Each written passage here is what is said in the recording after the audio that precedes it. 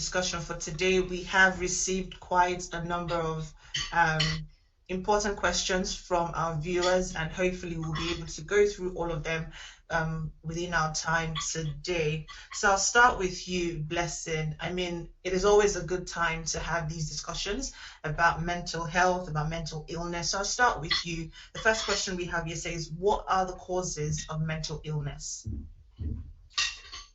Yeah, I feel this is a very good question to ask, and actually a good one to begin with because it sets the tone, so that everyone knows like what we're talking about here and what we're dealing with. However, it's also a sort of like very broad question, but I want you guys to have an understanding because you are so sort of bear in mind whilst I sort of like break it down a little so that's to understand. So generally, there are about three factors that are considered as either one of these or a combination of and they're either biological, psychological, and or environmental factors.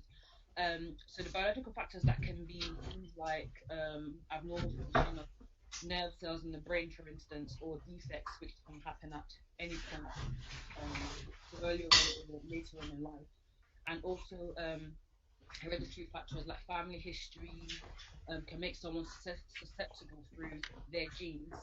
And so mental illness can occur from the interaction of these multiple genes with factors such as trauma, so someone witnessing a death, for instance, or a bad situation, or being involved in it, or stress, or having a being in a dysfunctional family situation, or abuse, be it domestic or sexual, or neglect, especially as a child, all of which can trigger an illness in a person who has already an inherited susceptibility. And then long-term drug abuse as well and substance misuse have also been linked to things like anxiety and depression and paranoia. So often you hear clinicians use the term drug-induced psychosis, for instance, and that's just one example of the reasons why people develop psychosis. But it's for the sake of those who are not so sure, psychosis is when you see or hear things that are not there, or when you Hmm. believe things that are not so true. So what you may commonly know as hallucinations or delusions. And lastly, environmental factors could be societal pressure to be or behave a certain way. So, for instance, an eating disorder like anorexia or bulimia. So bulimia is when someone goes into the habit of binge eating and then purging afterwards. So and that's actually classed as a mental illness where people are preoccupied with their body image and may engage in behaviors such as not eating and purging, etc. Some of these issues are also triggered in some people by societal pressures like being bullied at school, for instance, about either their weight or their race or how they look.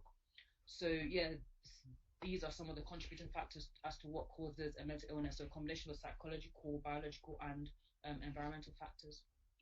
Okay, thank you for that. Interestingly, I'm aware that there are certain sort of cares or treatments that people that suffer from mental illness can have access to. But in your opinion, Blessing, still with you, do you think there is a permanent cure for mental illness? Now, this can be very tricky. Mm. Now, a permanent cure would mean that people will no longer have the illness, like Right. it's gone for life, like it's gone forever. However, similarly to things like diabetes, in this case, I would not say there is a permanent cure, but I would say that people can manage their symptoms and recover from it with the right treatments. So there are treatments that would definitely make people feel better and help them with their symptoms to help them live fulfilling lives. But I wouldn't say there's a cure that would make like a mental illness permanently go away. Yeah. But they can manage it and live fulfilling lives. Yeah, still definitely be able to live fulfilling lives even with the mental illness. Yeah, thank you very much for that. Now, I'll come to you, Sister Sumbo. Why is there still a major stigma surrounding mental health? Why do you think?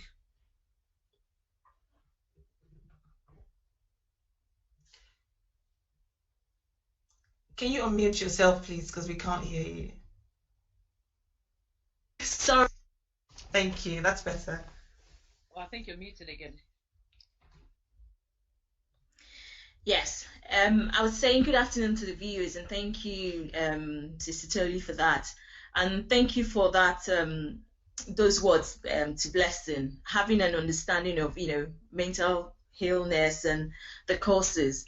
Um, Regarding the stigma, I think there's still a major stigma out there because, having an understanding of what stigma is having the mark on, and it's always there for people with mental health problems, socially, family beliefs, or cultural beliefs, all of those things together would still, it's a massive stigma.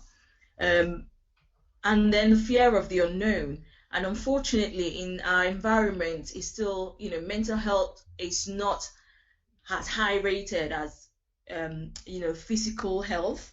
When someone has a heart condition, everybody's aware of that. But when it comes to mental health, there's so much lack of awareness and education out there, and it's really, really affecting the individuals with the mental health problems, which is very unfortunate. But yes, there's still a major stigma out there, and one of the major problems is the lack of awareness. Thank you. Fantastic. Thank you so much for sharing. And I'll just go back to you, Blessing, just like you mentioned earlier on the causes of mental illness. Do you think that there is a line between serious and non-serious mental illness? Well, first of all, I would like to say that we treat all mental illnesses in general as serious, Okay. because if left untreated or delayed, it can get worse and have serious consequences, and which unfortunately some people may not recover from. And this is typical in the case of a mental illness like psychosis, for instance, where if it's left untreated for a long time or delayed, then unfortunately, from experience, people have not been able to recover from it. So I would not ignore someone who is depressed over someone who is psychotic, for instance, Mhm. because both have risks of suicidality Okay. and significant self-harm. Furthermore, I would also like to point out that there is a difference between someone's mental health and a mental illness. So, just to explain in simple terms, we all have a mental health, just like our physical health, our social well-being, emotional well-being, and we all go through difficulties in life and experience a range of emotions in life. Things like bereavement and a range of emotions like sadness and happiness, etc. And a lot of us are able to manage these on our own with no issues. However, other people have difficulty managing their emotions for a very long period of time, which can then lead to other behaviors as a way of coping. So this is then when we then say someone can be said to be having symptoms of a mental illness, and then maybe they'll have a diagnosis, of a mental illness through the right professional. So I would say we treat all mental illnesses as serious because they can have significant consequences if left untreated. Yeah, absolutely. And thank you for that distinction as well between the mental illness and mental health. I think it's very important that we're able to differentiate between both. Um, so I'll come over to you, Sister Sumbon. Now, the next question says, is the notion that a Christian can't have mental illness true? So this is separating this from, low mental health. So someone just, again, like Blessing described, just being, I don't know, going through a loss, going through bereavement and things like that. Is that notion true? Um, well, thank you for that differentiation for mental health and mental illness. For me, it's a bit different. It's not true because, mental illness knows nobody.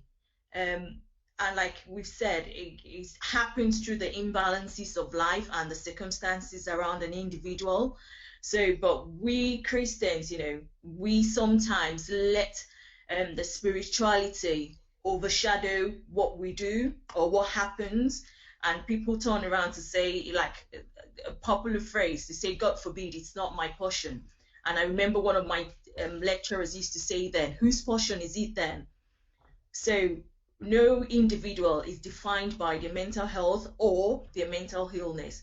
So when mental illness happens, it needs to be treated and it needs to be cared for.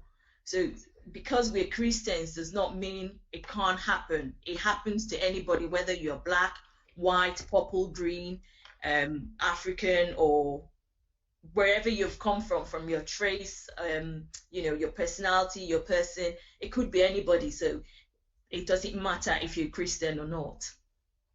Yeah, absolutely. So like you rightly said, regardless of your race, regardless of, your background, regardless of your religion, whatever, um wherever you find yourself, it is no respect of person, literally. So it can happen to anybody. Thank you so much for sharing. Now I'll come to you now, Blessing. We talked earlier about some treatment and care that people that go through mental illness can have access to.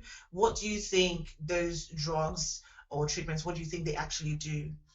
Yeah. So just very quickly before I go into that question, I would also like to say in contribution to what Sunda said that regardless of what religion that we are, we all still look after our physical health, you know, after our social well-being. So why would we then neglect our mental well-being because of a religion, for instance? So the Yeah, way that we look after these things, the mental health, the mental well-being still goes hand in hand in that same way. Now, with regards to medication, it's a really, really good question. And I know a lot of you have been wondering whether people do get better with medication or not, you know, and what they do. So there are a different range of medications, like, your antidepressants, your antipsychotics, and your mood stabilizers, for instance.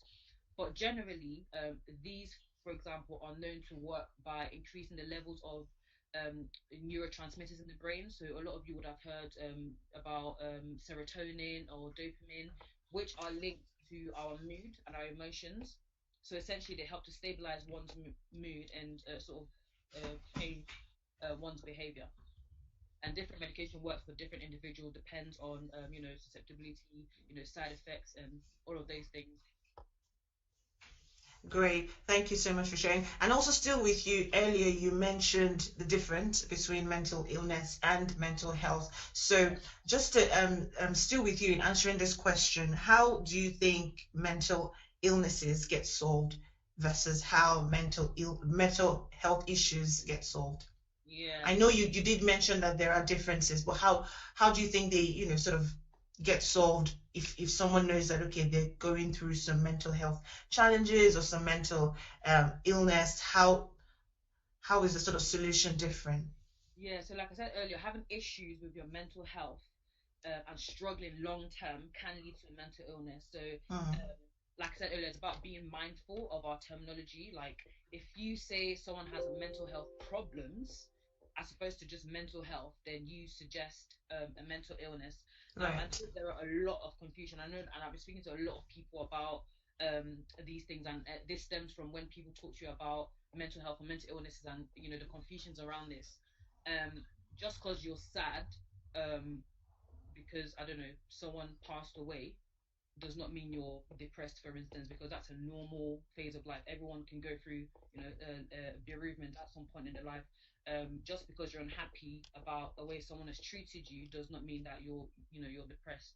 Do you get what I mean? So the difference between how someone is diagnosed is if they've been struggling with certain symptoms for a very long period of time. Yeah. So Yeah, if you're having, I don't know, if we all get stressed when it comes to, I don't know, when you have exams, for instance, or when you have a big show coming up, for instance, and that may linger for as long as, the period of time that that show is going to happen for. And that's normal. But because you've had that episode of sadness, you wouldn't say that you've been depressed, yeah, because you're able to manage that for that period of time. Now, the difference between somebody who is not able to manage it and someone who is are the people who need extra help to be able to right. manage their emotions, that they can't do it on their own. So I think it's important that we're mindful about the language that we're using and how we sort of like put a label on people, uh, Yeah, because everyone has mental health, but not everybody will have mental illness. So manage people who have good mental health, whether they're bereaving or they're sad, can manage it on their own. But people who have mental illnesses can't manage it on their own, and that's when they seek further professional help. yeah, interesting. And as we speak on terminology, so language, I imagine a lot of people do say, from time to time that they are depressed. But just to ask you, how do you know when someone is depressed, or how do you know when you're depressed? So there are lots of different um, uh, symptoms and factors, and everyone's different, but we can say from experience that a lot of people do show with like common symptoms. So if someone becomes very isolated, they're not talking to anyone, they prefer to stay in bed all day, and that that's not normally their usual pattern of behavior. Mm. If they have unhealthy ways of coping, so if they start drinking, for instance, and this is someone who just doesn't drink before, if they start eating lots and lots of junk food all day, they're looking very unkempt, so they're unable to look after the activity, after themselves, or perform their Yeah. daily living. If they start to self harm, so if they start to cut themselves, or if they have suicidal thoughts, if they no longer enjoy the things that they used to love, Mm. activities and hobbies that they used to love, if they become socially distant and Yeah. withdrawn. So you would, a lot of people would know that at some point, some people will sort of like withdraw, and it probably happens in phases. If they're having Mm. difficulties, for instance, acting out of character, or Yeah. very bleakly about the future, or they see no hope, they see no future or no hope. So those are some of the symptoms, some of the signs that Yeah. people to know that somebody may uh, be depressed. Yeah, I think that's really good and also very helpful for family members and friends who can also look out for, people that they love if they see these symptoms in others as well. Thank you so much for sharing. Now I'll come over to you, Sister Simba. How should Christian and non-Christian parents think of children who are born to them with some mental health development, disorders or something? How should they think about these children? Right. Thank you. Like we said earlier, your spirituality doesn't define your mental health or your mental illness. So for a parent who has a child born to them with mental health, mental illness or disorders, I feel they need to seek help. But the major thing for them at the initial stage is the identification of that problem, them identifying that that child has got a problem, and then seeking help, you know, um, contacting the GPs. There are many societies, many people in the societies that does help, like the GP, they refer to psychologists, they go to groups and all of that. But the most important thing is identifying that that child has a problem and then getting help. Yeah, getting help, very important. But you like you've rightly said, get the right help. So speak to your GP, speak to mental health practitioners because you want the right help to improve the condition of that child. But just following up on that question, a lot of Christian parents, as we know, would want to also seek spiritual help. Do you think this would be the right avenue? I think um, seeking, yes, for me, yes and a no. It's a very tricky one because for me, the definition of your whole being and your general health is when your physical, mental, and spiritual state is in order. Yeah. So when one of that is defaulted, then there's a problem. So if you've got mental health, mental illness, seek for help, and then you can then go to the spiritual beats and pray about it, and and go into the spiritual community or whatever faith you believe in. Yeah. Then you can also seek help that way in terms of the connection and the meetings and the help from people around you. But with mental illness, like we're going to keep saying it, it doesn't know whether you're a Christian, it doesn't know your background or your race. So if the mental health illness is there and it's been recognized, the individual needs to seek for help, and they need to seek for treatment. Yeah. Absolutely. So always going to the right source. So if you still, want to go to, again, whatever faith it is that anyone believes in, at your own it's at your own, decision, whatever you want to do. But it's always important that you also take advantage of that professional help. So it's like saying you have a problem with your car. There's certain things you won't do to fix that problem, and there's certain things that you have to do to fix that kind of problem. So it's important that you don't neglect the professional help that can help to improve the condition of that child. So I'll go over to you now, Blessing. Should all children or teens be checked on routine for anything that they could be termed as mental illness or disorder, like they would for physical ailments as they grow up? Mm, that's a very valid question, to be honest. Um, I would say it would be very difficult to do that because it would be difficult to measure or point because of the different factors involved, um, including environmental factors. Having said that, we can minimize the risk of a child having a mental illness. For instance, looking at their upbringing from the time that they're growing up, so not neglecting them from childhood. And when I say neglect, it does not only cover not providing for your child, giving them food and clothing and all the necessities, but also being emotionally available. I cannot stress enough how many referrals we get of children who are mentally ill. And Mm, when you look at the main reason, is because they've been so emotionally neglected and sometimes unintentionally by the parents. So it's more about listening to them, picking up on communication cues, providing parental support. If they've come back from school and they're looking sad, you know, it may be a cue that, something's gone wrong. Maybe they're being bullied, but they don't feel comfortable not to talk about it. But also not sort of like ignoring or neglecting it, but sort of like trying to find out what the issue is, maybe speaking to, liaising with the, teachers in their school, or sort of like keeping an eye on the child, particularly from primary school as well, because we get a lot of these cases where children are then admitted in the hospital and the parents have no idea that they were going through all of these things. yeah, Um, so it's about sort of like picking up on those cues, because someone can be bullied as well because of their weight or their race or their disability. So, in other words, promoting good mental health and paying attention to signs. Another important thing is not ignoring regular checkups and yeah. examinations, physical checkups and examinations, because I know actually statistically in the black community, we very much don't take seriously our checkups, like regular checkups with regards to our Mm, physical health until something goes wrong.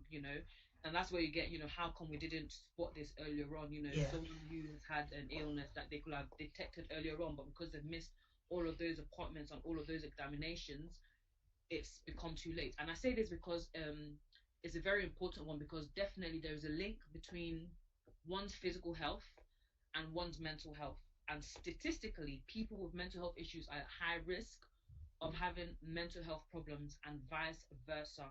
right. And it's just about educating people as well, because for instance, like the last point where Sister Sumba answered about religiousness and mental health illnesses, a lot of the time you have parents who not only are very religious, but they have no understanding about mental illnesses, and so they don't know how to help their children, and Mm-hmm. so these things are ignored because in Yeah, their mind is part of their own spirituality. And we as professionals also have a duty of care to cater for these people. So if we see something that's wrong, regardless of, especially in children, regardless of what the parents think, their thoughts are also valid, but we also have a duty of care to look after these children, and also educate the parents on the consequences and the risks.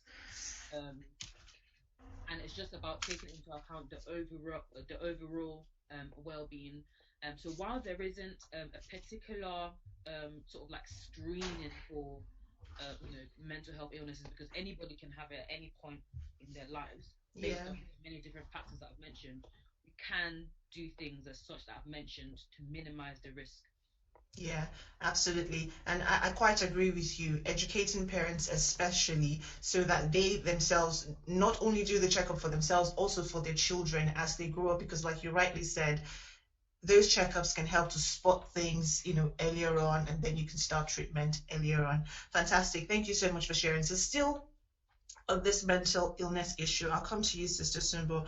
How do you think a young person with mental illness, how do you think this affects their concept of identity and the feeling of wholeness, as they grow up and engage with other children or other young people? Yes, thank you for that. First of all, I'd just like to put it out there that mental illness is not a death sentence. And for the Christians, it's not that you're not spiritual enough, or maybe you've sinned, or there's a demon somewhere. No. Um, and for the children, I feel all children should be treated as an individual. So irrespective of the age, we parents, and I'm going to say this, but especially from our Black community, like Blessing said, we parents need to really get involved in our children's lives and encourage them to have open conversations and open discussions. Treat them, teach them self-affirmations. It's not enough for a child to come home and say, they said the black boys. No, don't categorize yourself with they said that group.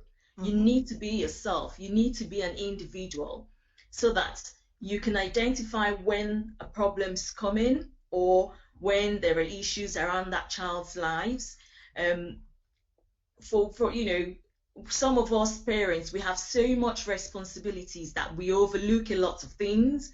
And one major one is not to shut our children down during conversations, like, shh, be quiet, adults are talking. It might be at that time it's a very, very important, information that child's trying to give. And always encourage your children to have conversations with you. Give them the chance. Sometimes it looks silly, but it does make sense. He said, Mom, I'm really worried. I need to have a conversation with you. I've said to someone before, my boys have come home before and, said to me, Mom, what's gay? I didn't shut them down. I just made sure I took the Bible, because I'm a very, I believe in a faith. So I just took the Bible and I took some basic informations and I just compared what the society says and what our faith says for them to have an understanding. And I think obviously, like Blessing said also, the background plays a lot in all of these things. So I think teaching the children, knowing your child, like what we've said, making them have an awareness as well of mental illness. My son's told me before, I've got panic attack, and I said, what do you understand? What is panic attack to you? Yeah. He said it's too crowded. I mean, so we go out, you go to parties, it's a bit hot. So you being hot, it doesn't mean you have panic attack. It's because you're hot. So even no matter the age, because I think the statistics shows 1 in every 9, 9 children has mental illness. So we need to, even amongst the children, no child is too small to have a knowledge. So we need to be reiterating the information to those children out there as well, that little basic informations is not about, oh, don't expose them.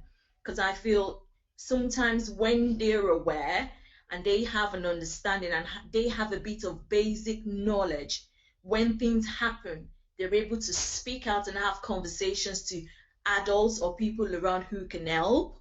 Yeah. And with that, if there was a problem, you would get a quicker solution. That doesn't mean we have to push the spirituality aside, because that's what we believe. And even in the Bible, it says, you need to keep your emotions to God. So keeping their identity intact is one of the major things as well with the children or the teens. Yeah, absolutely. Thank you so much for sharing. And it's always important that that knowledge is given to them and not pushing them away. Like Blessing also rightly said, avoiding that emotional detachment so that they can be able to open up to you, share deep and secret things with you, and then you can guide them along the way. It'll make such a whole difference as opposed to a child where you're not able to open up and share things with your parents. Fantastic. Thank you so much for sharing. Now I'll come to you, Blessing. I mean, we've already touched on this, and I imagine this is a very important question, and I know it's also a question that a lot of parents struggle with, a lot of children struggle with, even in having this type of conversations with their parents. Why do you think mental illness should be separated from religious beliefs? Yeah. So, like you rightly said, it's a very controversial question. Yeah. And actually, I feel like this is one that probably needs a session on its own. Mm. But Mm. I would definitely say that because everyone believes in something, or have a faith, um, and sometimes it can be difficult, even as a professional, because we definitely have to separate those two things and sort of keep that in mind when we're dealing with patients. But I'll definitely say that a lot of people have not received the support that they need, or shall I say, have refused support or declined on behalf of their children because they believe that their mental illness has a religious element that Right. is more dear to them. And from experience, these views have led to people actually getting worse, not getting any better, and unfortunately committing suicide. Um, and it's very painful. It hurts. And I would say also that another difficulty that we see is patients who are very religious, for instance, and have psychosis, for instance.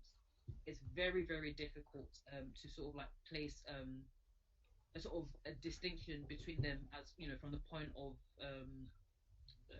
like someone who is very religious about it and has psychosis, because to them they don't think that they have a mental illness. They think it's part of the religious element. So whether Mm-hmm. it's sort of like an external force speaking to them that they can relate with, you know, Yeah. and it also ties into some of the reasons why there is a lot of stigma around mental health, as per a lack of education in some cultures, or in some parts of the world, and to recognize and differentiate between spiritual or religious values and the mental health. Now, we're not saying that these views or these values are not valid, because we all believe in something or have a faith, and important. But as professionals, it's so hard knowing that these people can be treated medically, and sometimes wouldn't really compromise on their spirituality, if that makes sense. Yeah. Because in a way, if we're not treating our mental health because of our spirituality or religious beliefs, then we might as well not treat our physical health. We might as well not treat our social well-being. Do you get what I mean? Because they Mm-hmm. all are linked in hand in hand. So you can't fix one part and leave the other, because like I said earlier, there is a link between one's physical well-being and one's mental well-being. When one is compromised, then you're at risk of the Yeah. other, and vice versa. A bit like you having learning disabilities, they're also at risk of physical health problems, and vice versa of mental health. So I definitely think that whilst we all have our faith and beliefs, it's important that we do keep them separated. And I think a big factor that as to how this is considered is education and knowledge around what mental illness is, um, and actually you can educate people around what actually happens in someone's brain, Mm. what someone goes through when they're traumatized, areas of neglect. Some people feel like and I'd also like to say that this also is probably one of the reasons why a lot of people find it difficult to ask for help, because particularly if you're a man in a black community, you know, nobody wants to be seen as weak if they come out to Mm. say that they're struggling, because of the perception of what, because of, what people might say, like you're Yeah. a man, or be a man, or, I can't believe that you're needing help to, to do something as basic as this. And that's why a lot of the time you have more women in hospital, but the suicidal rates of men actually Mm. higher. Yeah. Why is that the case? Because women talk a lot more than the men do, Mm. and so they don't seek the help that they need. So definitely, I think it's important to separate the two. And a key factor to doing that is actually educating people about what actually Yeah. about their mental health and what mental illnesses are and can do. Because actually, a mental illness that one has can also affect their spirituality. Because obviously, Absolutely. their spirituality, the element, the bits that they're able to do, are now compromised. So they all go sort of hand in hand. Yeah, definitely. Thank you so much for sharing. I mean, like we hear you say, educating, people is so important because lack of that knowledge, lack of information would not, make you make the right decision, would not allow you to do what is needed. So still with you, Blessing, we talked earlier about depression. So just to ask you, if someone is going through a depressive episode, I mean, it is still, and we're still in a pandemic. A lot of things have happened, and it has negatively affected a lot of people. So if someone is going through a depressive episode, what are you saying they can do to get themselves out of it?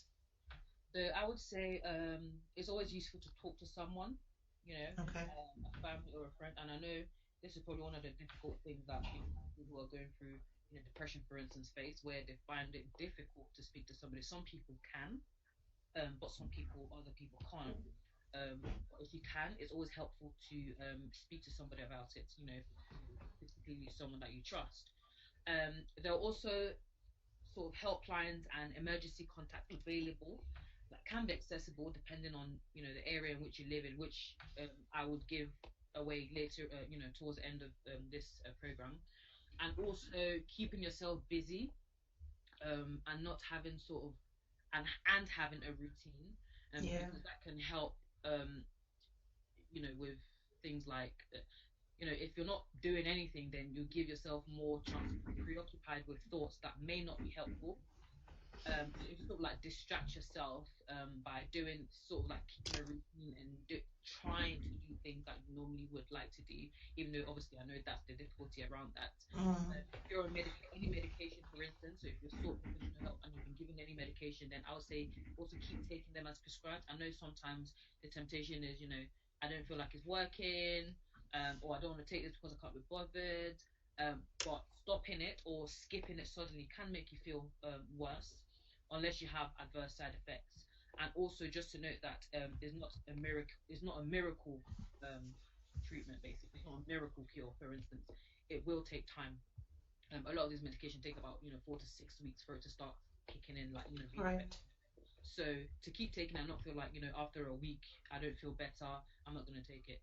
No, it will take time. So sort of like give it time and don't sort of feel like it's a miracle fix. Also, there are talking therapies available that people can access, such as CBT and DBT. I don't want to confuse you with going into the details of that, but later on I'll sort of like drop sort of links on websites that you guys can have access to. And Yeah. talk therapies have been known to be very effective. And also know that there are people who care about you and love you and would be happy to help and Yeah. support you. So if you have any safe coping mechanism, use them. So if you have any soothing objects, or words, or thoughts, or activities, or sensory items, or hobbies, then use them.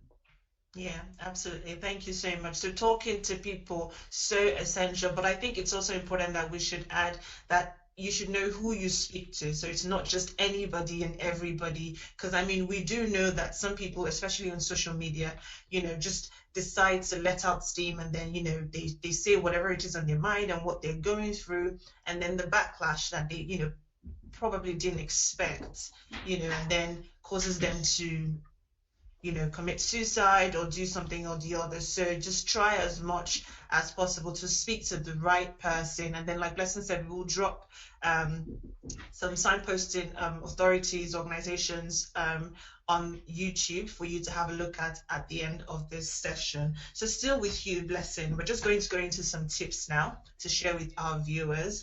How can you tell that someone may be struggling with mental illness or mental health, just so that our viewers or anybody that watches this after can be able to identify the difference between the two? Yeah, so I think this was a part of the question that we covered earlier, but very briefly again for those who sort of missed it. So, particularly people that very well, that when there's a change in behavior. So they start to wake up suddenly, like they're not wanting to come out anymore, or want to stay in bed, or Yeah. this person and seriously unkempt, like, and that this person is usually very tidy. What's going on? And obviously they're not telling you anything. They become very guarded, and not letting you in. They want to be by themselves most of the time because they feel like they're a burden. on people, or they're a burden if they talk to people about it. Um, if they start to maybe explore unhealthy coping strategies like drinking, eating junk, or if they start to feel suicidal, or if they start to self harm, and or if you know that this is someone who loves basketball and you play basketball together, but all of a sudden this person just could not care less about Yeah. playing basketball, then obviously you know that there's something going on there. Having sleeping difficulties, so not being able to sleep, a very unorganized pattern, acting out of character, so like maybe snapping very quickly, and no hope for the future. So they don't see a reason why they need to be alive. They don't see why they need to do things because what's the point? You know. So yeah, those are some of the things that you can that suggest that Yeah. someone might be struggling with a mental. Yeah, that's very good. And also, as friends and loved ones of these people, it's always important that we check in on, our friends and our family members, not just once in a while, that effort, that extra effort to just always check in and not say, well, I'm just going to leave you if you need time to yourself. It's always important that we show love that way. So I'll come to you, Sister Sumbo. Can you give us some tips on how to support someone who has a mental illness? Um, yes, it's quite interesting. Blessing, I've sort of touched it earlier as well. Yeah. But I think staying connected, maintaining safe routines, and when you start to lose the ability or you start, control over situations around you, I think get out there and seek help from the right source, and don't just sit down and think like like we've been talking about our Black communities. I don't know about you guys, but we were brought up to a certain stage that you've got to have your shoulders raised high with smiles on your face, and your face, hold your head high and be proud of yourself even when there's a problem.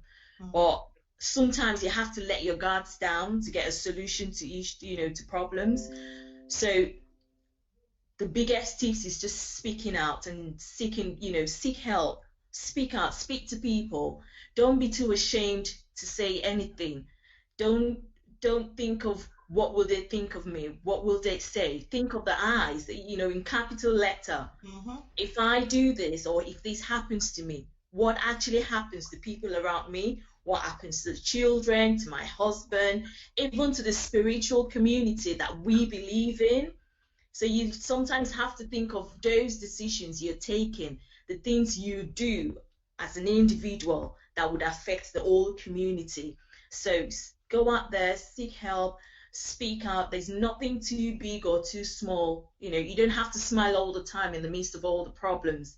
Sometimes you just need to let yourself down and maintain safe routines.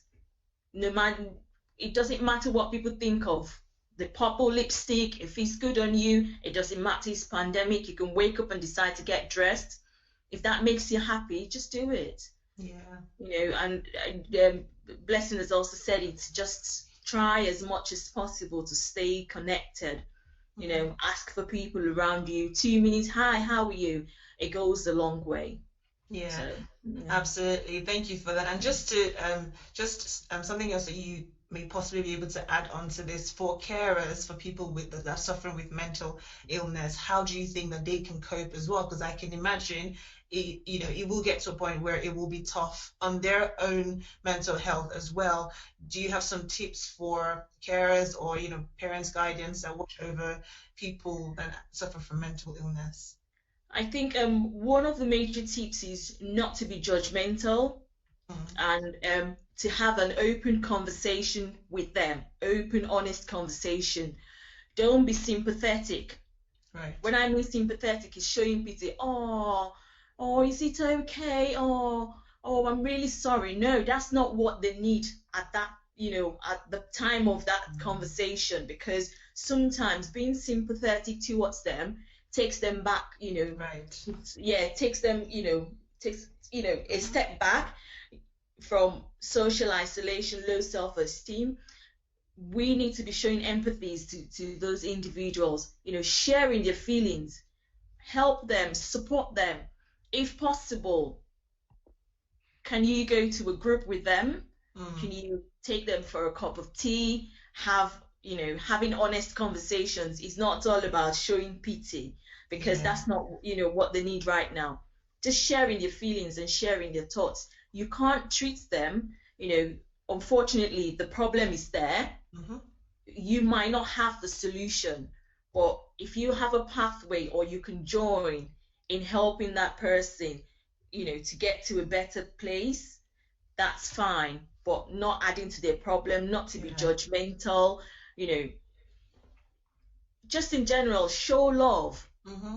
The little you can do, give it. And don't always assume because they've said she's got mental issues and then she's sat there talking to herself, you think she's going crazy again. Mm-hmm. Because that's one of the major stigmas. They class them as that crazy person.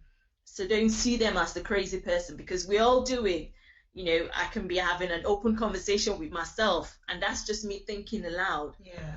So we don't have to look at them in a certain way, like discriminating. So Mm. we just have to just show love and help them whichever way we can. Yeah, fantastic. Thank you so much for sharing. So Yeah. I'll go over to you, Blessing. Do you have any more tips you'd like to share for anyone who has mental illness or for a carer for someone who's suffering with mental illness? Yeah, I think it's very important that you mentioned that as well, tips and advice for young carers, because that's what we get most commonly, um, Mm. well, any carer, young or adult. And actually, they can also very quickly be at risk of also declining, particularly Yeah. particularly young carers who have like no support. So in addition to what Simba said, I would say offer reassurance. And I know a lot of the time we all try to be helpful, like say helpful things that but may not be so helpful in in that instance. So instead of saying things like don't worry, snap out of it, be strong, be calm, use reassuring and validating words, like I'm here for you, affirm their strength. A lot of the time, because these people are struggling, they don't need you to tell them how, Mm. they need you to show them how. All right. So keep communicating via checking up on them and don't feel like because they're now isolated or withdrawn that you stop inviting them to the events that you normally would invite them to, for instance. Still keep inviting them to these places because these sort of like gestures show that you still care about them, that you still think about them. Yeah. You never know what they're going through. Somebody might be suicidal, but a quick text might, quickly change their mind. Like, oh, this person really is thinking about me, in Mm. this way. So keep inviting them to those places and don't assume that they will not come and not, invite them. Even though they don't come, still invite them. Yeah. Offer kind gestures, like Sumba said, inviting them out for a cup of coffee or accompanying them to an appointment, practical help, and as well, don't judge. Yeah. I think I don't know how to elaborate on that, but don't judge. Because Yeah. it's something that you can't really you can't sometimes you can't tell someone just by looking at them that this person is going through a mental illness because a lot of people are very good at masking That's um, right. their symptoms. So a lot of the time, and let me use eating disorder as an example. If you see someone that societal people in society will claim as fat, you don't know what that person's going through. That person might be struggling with an eating disorder, and Yeah. applies to people who are skinny. That person might also be going through an eating disorder, and saying things that are not helpful actually might make them feel worse, Mm. and not sort of like validating sort of like the negative. You're sort of validating the negative thoughts that's going through the man at that point. So I think the word here is like Simba said, is being empathetic and being compassionate and not judging people. If we sort of like employed this techniques and sort of like are very thoughtful about the way other people feel, then a lot of the pressure will be taken, Yeah. these people, and Hmm. there won't be as many sort of like suicidal rates because the reason why a lot of these happen is because of the pressure that they feel from Exactly. people, and actually interestingly you'll find that the people who actually engage in bullying behavior have actually been bullied themselves. Themselves. It's more like how do I put it? it's it's a very complicated thing to explain. Some of these people are not necessarily bad people, but because they've been through it themselves, and particularly as a young person, and that's what they know, so they try to project that onto other Yeah. people, or if they feel insecure about something about themselves, that's how they sort of communicate and project Mm-hmm. onto other people. And it happens with abuse, for instance. A child who has been abused, sexually abused, may engage in behaviors that's not so helpful, for instance, not because they're a bad person, but because um, and that's how we know, that's one of the one of the signs that we know that somebody may have been abused, because they start to do really they start to engage in habits that's especially as a child, that's very questionable. Mm-hmm. So I think it's important here that we definitely seek help. um so yeah. Yeah, fantastic. Thank you. Thank you so much for sharing. Yeah, like you rightly said, it's important that we're empathetic towards them. We don't judge, because again, like you said, this will sort of make the difference between someone opening up to you and talking to you about what they're going through as opposed to keeping it to themselves. So just finally, as we wrap up, Blessing, can you talk us through some helpful contacts or tips or organizations that anyone suffering from mental illness or any the loved one of anybody else suffering from mental illness can, recommend to people that people can have access to? Yeah, so I'm just going to mention them quickly. I've written them down, but if you don't catch it, don't worry. I'm going to put them on, Okay. like the link, the contact. So for educational stuff around depression, you have it's called Real Depression on Instagram, and they have some really really good stuff about explaining what depression is, how to help somebody, or how to support someone with depression, and all of that kind of stuff. And we have one for men as well. It's called Men's Help. Now they're 24-hour support, and you can either email or send a text or have a chat. And this is 24 hours. Also have the Mental Health Foundation.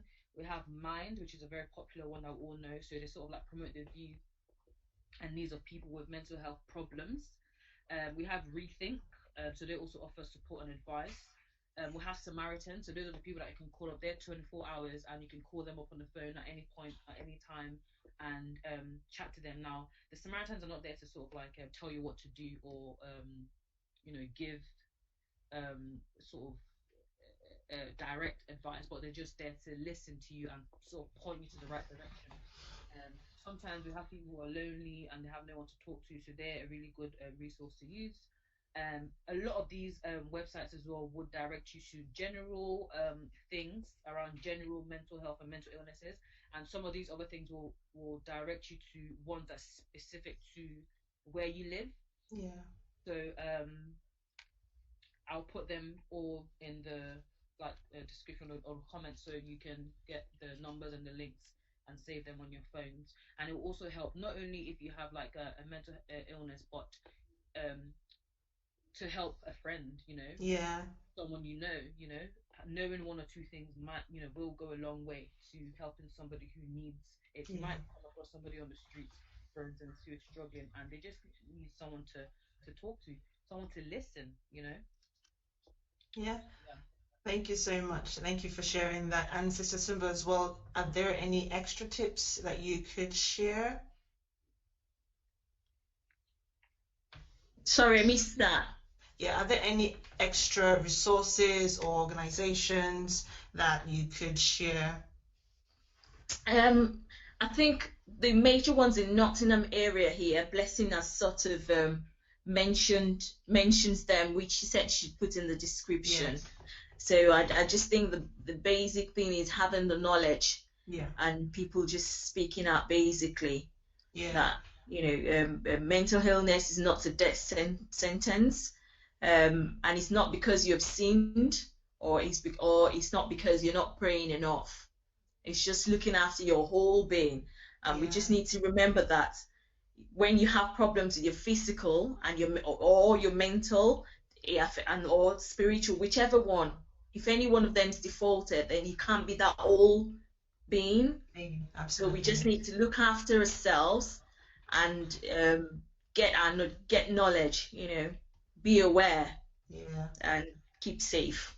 Yeah, fantastic. Thank you so Thank much. you. Thank you so much for sharing. So that's all the questions we can take today. If you have any more questions, please feel free to send them. You can drop them in the comments on the YouTube channel and we'll pick them up and possibly do another session to answer these questions. Thank you so much to Sister Sumbo and Blessing for contributing so much. This has been really insightful. So just as a reminder to our viewers, like we have said, throughout the session, mental illness is not a death sentence. Always remember that there are people who love you and who care about you.